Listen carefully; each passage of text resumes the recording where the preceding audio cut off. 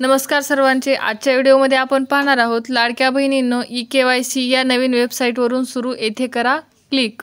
तर कशी माहिती भरायची आहे, तसेच eKYC मध्ये कोणाचा आधार क्रमांक टाकायचा आहे व eKYC करताना कोणत्या स्टेप आहेत, कोणत्या फॉलो करायच्या आहेत ते आपण पाहणार आहोत। पहा, लाडक्या बहिणींनो eKYC या नवीन वेबसाईटवरून सुरू येथे करा क्लिक।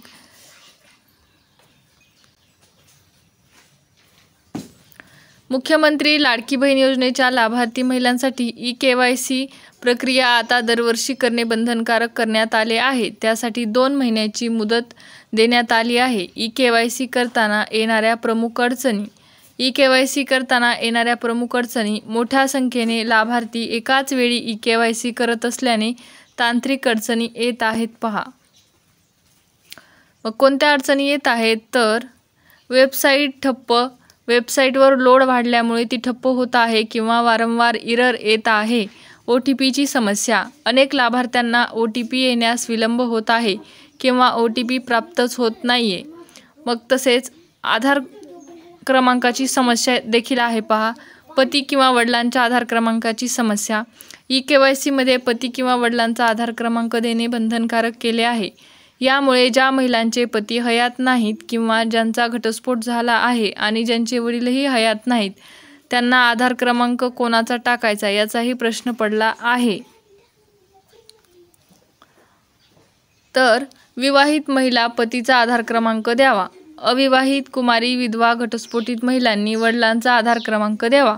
या तांत्रिक आणि नियमांच्या अडचणींवर शासन लवकरच तोडगा काढेल अशी अपेक्षा आहे। पहा, eKYC प्रक्रिया पूर्ण करण्याची पद्धत। लाडकी बहीण योजनेचा लाभ मिळवण्यासाठी eKYC प्रक्रिया खालीलप्रमाणे पूर्ण करावी। मग ती कशी पूर्ण करायची आहे हे आपण पाहणार आहोत। पहा,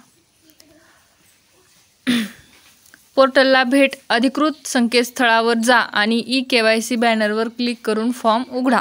तर त्याची लिंक, जी eKYC करण्याची वेबसाईट आहे त्याची लिंक मी आपल्या डिस्क्रिप्शन बॉक्समध्ये देणार आहे, त्यावरूनही तुम्ही जाऊ शकता। आधार प्रमाणीकरण: लाभार्थी तुमचा आधार क्रमांक आणि पडताळणी संकेतांक नमूद करा। संमती देऊन सेंड OTP वर क्लिक करा आणि आलेला OTP टाकून सबमिट करा। पडताळणी: जर eKYC आधीच झाली असेल किंवा तुम्ही पात्र यादीत नसाल तर तसा संदेश दिसेल।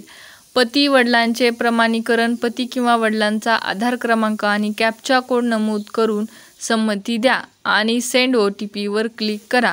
आलेला OTP टाकून सबमिट करा। जात प्रवर्ग आणि घोषणापत्र: तुमचा जात प्रवर्ग निवडा आणि खालील बाबी प्रमाणित करा। माझ्या कुटुंबातील सदस्य शासकीय नोकरीत निवृत्ती वेतनधारक नाहीत।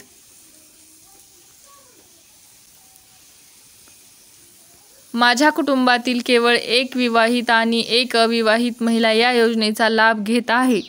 शेवटचा टप्पा: चेक बॉक्सवर क्लिक करून सबमिट बटन दाबा। यशस्वी संदेश: तुम्हाला सक्सेस, तुमची eKYC पडताळणी यशस्वीरित्या पूर्ण झाली आहे असा संदेश दिसेल। आणि तुम्हाला एक महत्त्वाची सूचना आहे। पहा, eKYC करताना धीर धरा आणि वारंवार तांत्रिक अडचण आल्यास सकाळी लवकर किंवा रात्री उशिरा प्रयत्न करा, म्हणजे तुमची eKYC ही होणार आहे। तर व्हिडिओ आवडला असेल तर नक्कीच लाईक, शेअर आणि कमेंट करायला विसरू नका। धन्यवाद।